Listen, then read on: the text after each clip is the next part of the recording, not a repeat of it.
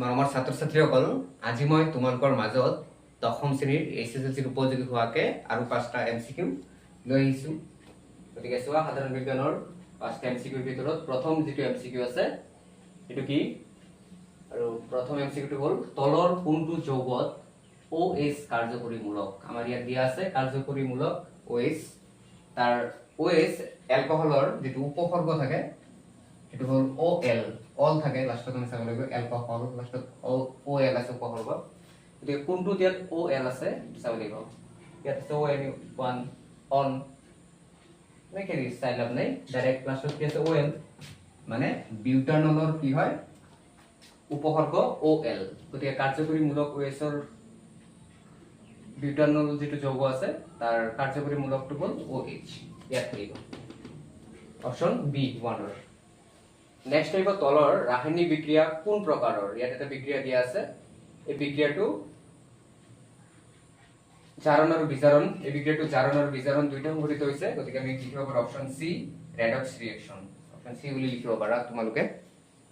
Number 3 বৃক্কৰ পৰিস্ৰাৱনৰ এককবোৰক কোৱা হয়। চাৰিটা অপচন দিয়া আছে, এটা ইউৰেথ্ৰা, নিউৰনছ এণ্ড নেফ্ৰনছ।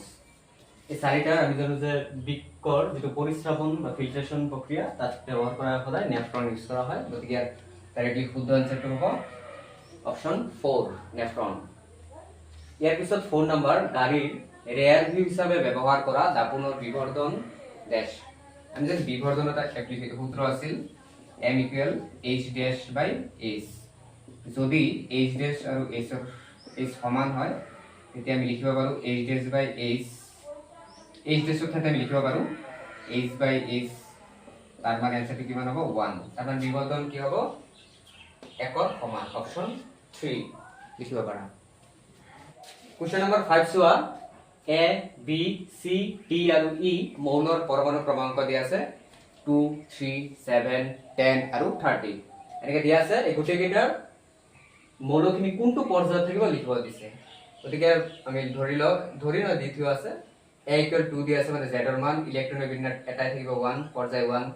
B ৰ মান 3 Z3, তাৰ মানে ইলেক্ট্ৰনৰ বিন্যাস 2.1 দ্বিতীয় পৰ্যায়। C 7 মানে 2.5 ইউ দ্বিতীয় পৰ্যায়।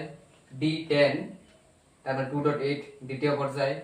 E 30 2.8.80.2 মানে চাৰিটা পৰ্যায়ত বহিব এইখিনি। গতিকে ইয়াত চোৱা কোনকেইটা একেটা পৰ্যায়, B, C আৰু D এই গোটেইকেইটা দ্বিতীয় পৰ্যায়ৰ, আৰু প্ৰথমটো হ'ল প্ৰথম পৰ্যায় আৰু লাষ্টটো আছিল চতুৰ্থ পৰ্যায়ৰ। গতিকে একেটা পৰ্যায়ত কোনকেইটা মৌল থাকিব B, C আৰু D। অপচন হ'ব B। বিদ্যা আছে B, C, D। গতিকে এই ভিডিওটো এইখিনিলৈকে ডিসকাস কৰিবলগীয়া। পাছৰ ভিডিওত মই আৰু 5টা কুৱেশ্যন লৈ তোমালোকৰ মাজত আহিম। আৰু শেষলৈকে চাই ধন্যবাদ থাকিল। লগতে তোমালোকৰ ফ্ৰেণ্ড সাৰ্কেল থাকিলে ভিডিওটো শ্বেয়াৰ কৰি দিবা। Thank U.